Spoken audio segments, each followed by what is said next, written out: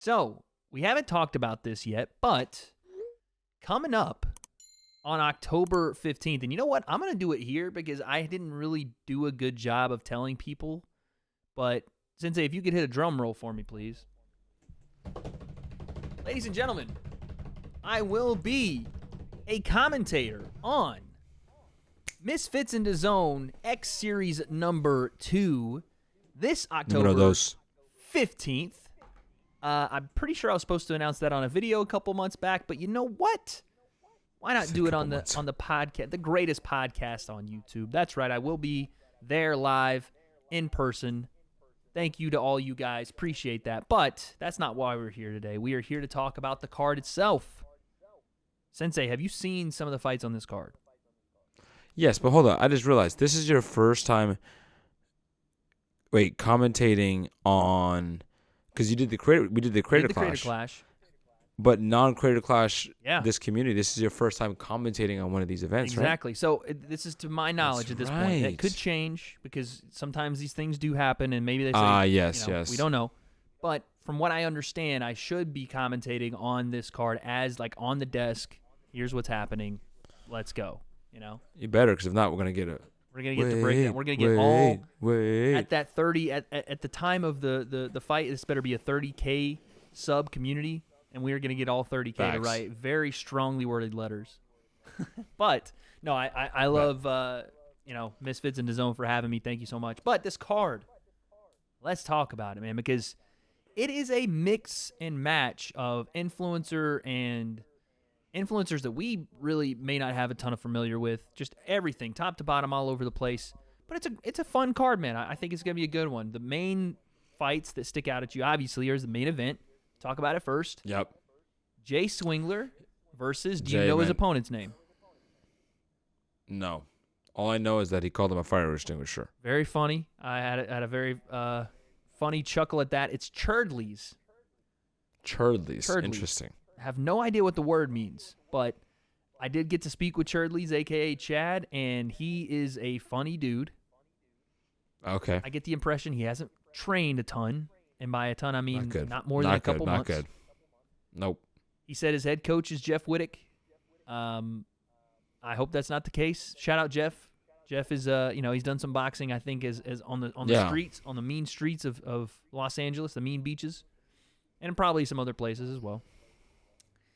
But if that's his only coach, the man standing across from him, Jay Swingler, has been taking this very seriously. I feel like he's just been like in the dark, just training, like Dark Knight, like Batman. Yeah. Bane. Well, listen, his community, just out whole, there, bro. I don't know, that their community, him and his partner in that community, they don't. I don't know if they post on YouTube as much as they did, but they have just a massive audience base. But Jay has the freedom now because of their growth. He just goes and trains. He's training all the time. He told me his weight's under control right now. That he's not. I think he's hit weight already.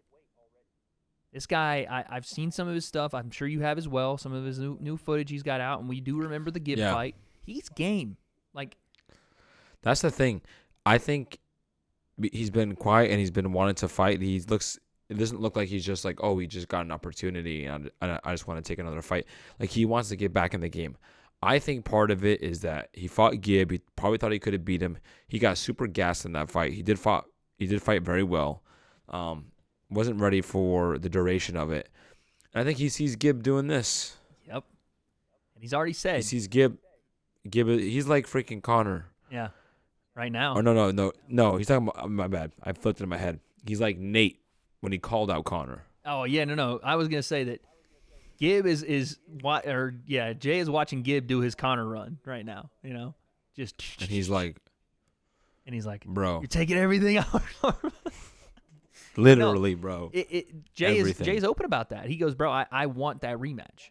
He goes, I win this one. Yes. I want the rematch. And you know what's funny? Jay is going to have a lot more opportunities. Now, Gibb had to work his ass off to get the opportunity he's about to get, whatever it is. We don't know, but whatever it's going to be. Not that Jay won't have to, because he's got to go in and win this fight impressively. But KSI, I don't know if you saw this. KSI, they were talking about him and Deji were talking about Misfits 2. In his recent video, and he turned to Deji and said, it might be a fight for you. And Deji just was like, so Deji might want that fight.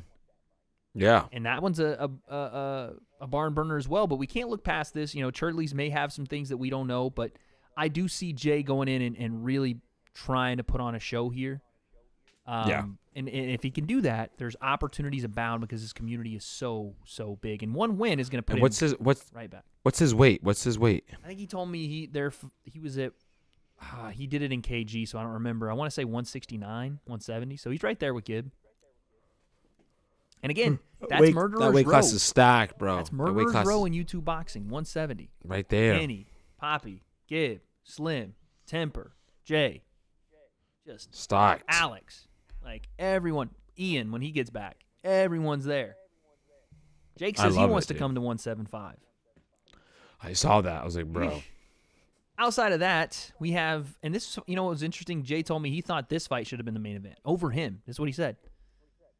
Ryan Taylor versus Slim. I know. That's a big fight. I'll tell you something.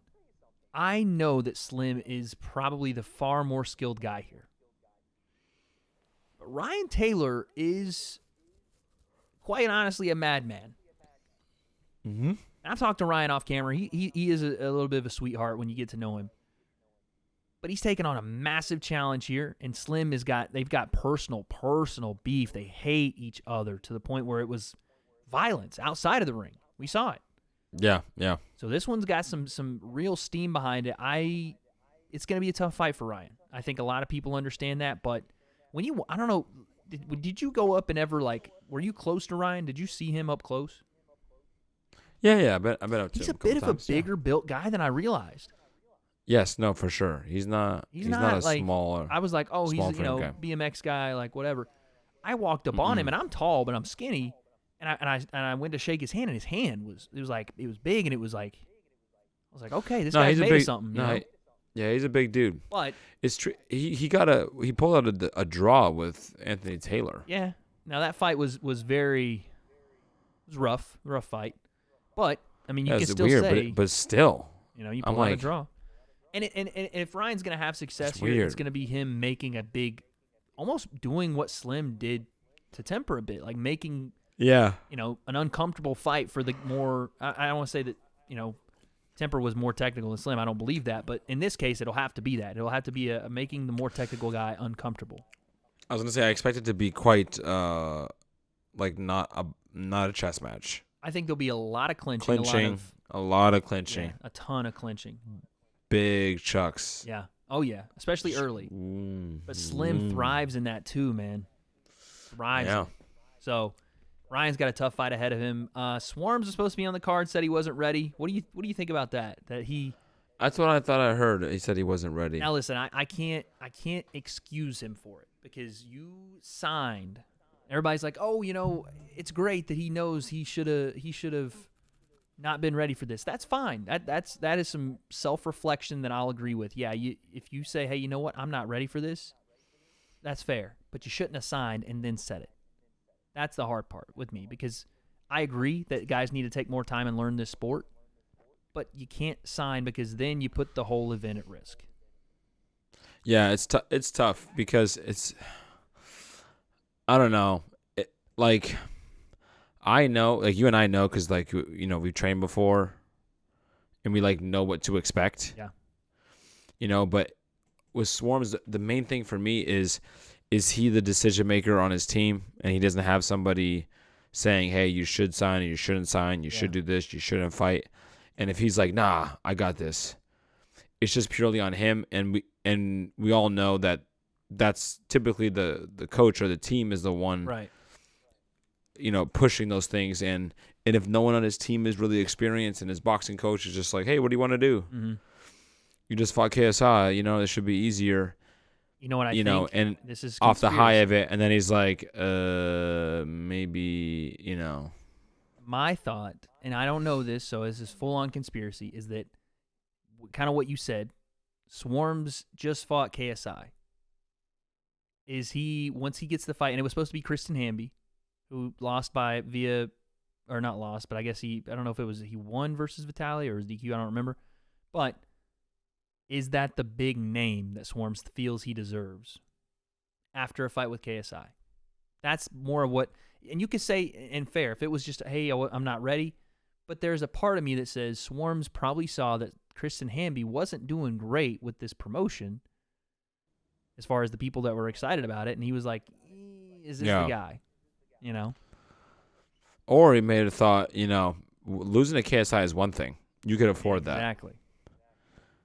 Can he lose to him? And then is that just... I think I'm not going to say it was a clout move, but I think there were a lot of factors at play, not just that he wasn't ready technically. Yes, he probably didn't want to lose. And also, too, I don't know when he said yes, but that's the other thing that's tricky, too. You have a guy like that, like Swarms, who doesn't really know any better because he's so new to the game.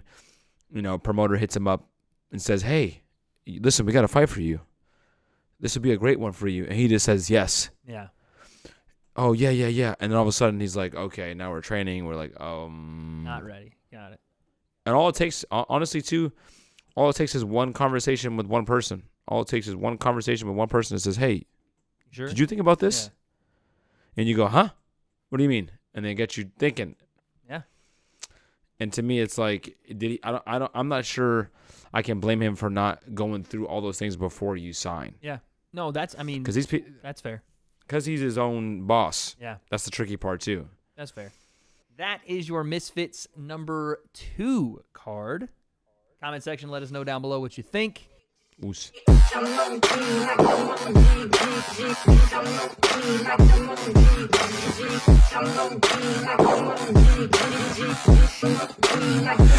I sit up in the nosebleeds?